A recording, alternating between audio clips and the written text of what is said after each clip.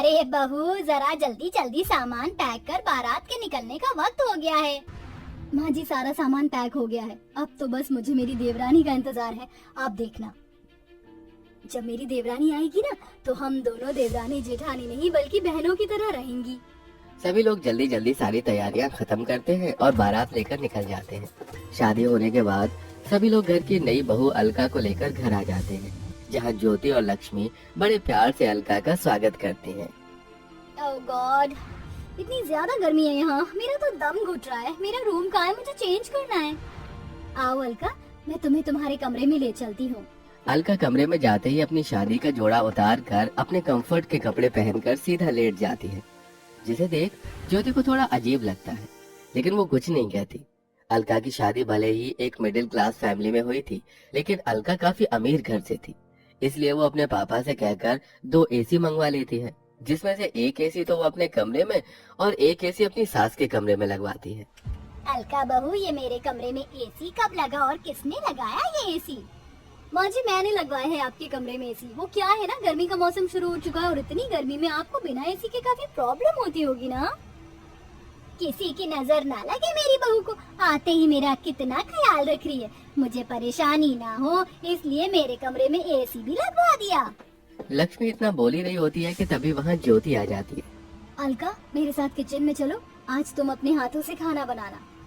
वो क्या है ना, मुझसे इतनी गर्मी में कोई काम नहीं किया जाएगा। वैसे भी मैं माँ जी के लिए कुछ ज्वेलरी और साड़ी लेकर आई थी, तो वो मुझे उन्हें दिखानी थी। अच्छा, कोई बात नहीं बहू, फिर कभी बना लेना खाना। ज्योति बहू, जा जाकर तू ही बना ले आज खाना। ज्योति को ये सब बड़ा अजीब लगता है, लेकिन वो ज्यादा ध्यान नहीं देती और ऐसे ही कुछ दिन गुजर जाते हैं। अलका, आज ढेर सारे कपड़े हैं, आओ कपड़े धोने में मेरी मदद करो। लेकिन मैं तो माँ जी के साथ बाहर पार्लर जा रही थी। तो बाद में चले जाना, घर का काम जरूरी है या पार्लर जाना? एक दिन अगर तू कपड़े धो लेगी तो क्या हो जाएगा, इतने सालों से तो तू ही धो रही है। अलका बहू, चल, हमें पार्लर के लिए लेट हो रहा है। अलका लक्ष्मी को अपने साथ पार्लर ले जाती है। ये सब देख ज्योति को गुस्सा तो बहुत आता है, लेकिन वो कुछ नहीं कहती। ज्योति हमेशा यही सोचती थी, जब उसकी देवरानी आएगी तो वो दोनों मिलकर जिम्मेदारी को संभालेंगे, घर के सारे काम करेंगे। लेकिन जब से अलका आई थी, तब से वो हमेशा अपने पैसों के बल पर अपने साथ साथ अपनी सास के भी शौक पूरे करती और घर के कामों से भी बच जाती। चाची चाची, मुझे बहुत गर्मी लग रही है, मेरे लिए मैंगो शेक बना दो ना। मिंकू ये कहते हुए अलका का हाथ हिलाने लगता है। अलका नेल पेंट लगा रही होती है, जिसके चलते उसका नेल पेंट खराब हो जाता है। तेरी वजह से मेरी नेल पेंट खराब हो गई, तुझे क्या 2 मिनट का भी सब्र नहीं है? ये कहते हुए अलका मिंकू को गुस्से में जमीन पर धक्का दे देती है। मिंकू के चिल्लाने की आवाज को सुनकर सभी लोग वहाँ आ जाते हैं। मिंकू, तू ठीक तो है ना? अलका, तुम्हारा दिमाग तो नहीं खराब हो गया? तुम्हारी हिम्मत कैसे हुई मेरे बेटे को धक्का देने की? एक तो जब से आई हो महारानियों की तरह दिन भर आराम करती रहती हो, आज तक घर के किसी भी काम को हाथ नहीं लगाया। इतनी गर्मी में भी मैं ही नौकरानियों की तरह काम करती हूँ। तुम्हारी इतनी हिम्मत कि तुमने मुझसे इस तरह से बात की। जानती भी हो मैं किसकी बेटी हूँ। बस अब मैं अपनी इंसल्ट और बर्दाश्त नहीं कर सकती। मैं तुम्हारे साथ इस घर में नहीं रह सकती, मुझे बंटवारा चाहिए।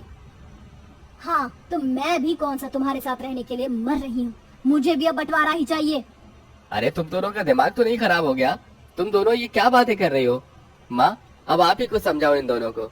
मैं क्या समझाऊं, जो हो रहा है सही हो रहा है। वैसे भी मैं तो अलका को ही अपनी बहू मानती हूँ। जब से आई है मेरा कितना ख्याल रख रही है। गर्मी में सबसे पहले इसने ही मेरे लिए एसी लगवाया, रोज मुझे शॉपिंग करवाती, आइसक्रीम खिलाती और कल तो हम लोग स्विमिंग पूल भी गए थे। मैं तो अलका के साथ ही रहूंगी।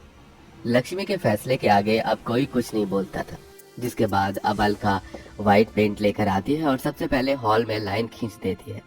साथ ही साथ बाथरूम, किचन, डाइनिंग टेबल, यहाँ तक कि फ्रिज पर भी लाइन खींचकर उसका भी बंटवारा कर देती है। और अब एक तरफ लेकिन अलका अपने पति नितिन और सास के साथ रहती है, वहीं दूसरी तरफ लाइन के ज्योति अपने पति दुर्गेश और बेटे के साथ रहती है। अलका बहू, बहुत भूख लग रही, जल्दी से खाना बना दे। क्या क्या कहा आपने? मैं खाना बनाऊंगी? मैंने अपने मायके में आज तक चाय तो बनाई नहीं, और आप मुझसे खाना बनाने की उम्मीद कर रही हैं। ज्यादा भूख लग रही है तो खुद जाकर बना लीजिए।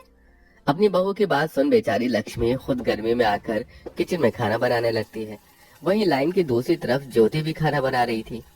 कैसी निकम्मी बहू है मेरी, इसे दिखाई नहीं दे रहा है कि इसकी बूढ़ी सास इतनी गर्मी में भी खाना बना रही है।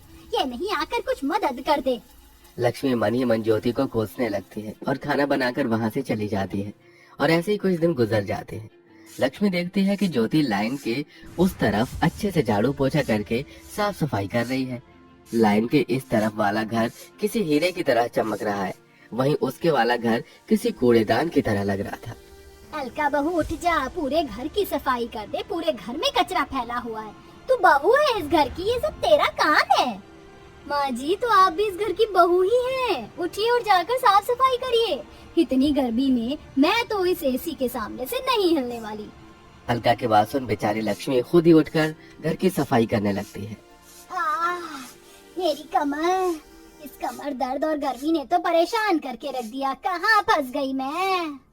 अलका खुद पूरा दिन गर्मी में एसी के सामने आराम करती रहती है, वहीं वो अपनी सास लक्ष्मी से नौकरानी की तरह घर के काम करवाती है। हमारे कमरे में कितनी ज्यादा गर्मी है ना। पता है चाचा चाची के कमरे में बड़ा वाला एसी लगा हुआ है, उसमें से बहुत ठंडी ठंडी हवा आती है। माँ हम एसी कब लगाएंगे? हम तुम्हारे चाचा चाची की तरह अमीर नहीं हैं। तुम्हारे चाचा मल्टीनेशनल कंपनी में काम करते हैं और तुम्हारे पापा मामूली कूलर की दुकान में, समझे? अपनी माँ को इतने गुस्से में देख मिंकू बाहर आ जाता है और देखता है कि लाइन के दूसरी तरफ से बहुत ठंडी ठंडी हवा आ रही है। मिंकू गर्मी को बर्दाश्त नहीं कर पाता और सीधा बंटवारे की लाइन को पार करके अलका के कमरे में पहुंच जाता है। तभी अलका मिंकू को देख लेती है। तेरी हिम्मत कैसे हुई मेरे कमरे में आने की? लास्ट टाइम की मार भूल गया है क्या? भाग यहाँ से। अलका की डांट सुन मिंकू भागते हुए अपने कमरे में आ जाता है। वहीं अब बूढ़ी उम्र में इतनी मेहनत करते करते लक्ष्मी की तबीयत काफी खराब हो गई थी। कोई मेरी मदद करो, हाय मेरी कमर। माँ जी नहीं, मैं बंटवारे की उस लाइन की तरफ नहीं जा सकती। माँ जी मुझे माफ कर दीजिएगा, मैं मजबूर हूँ।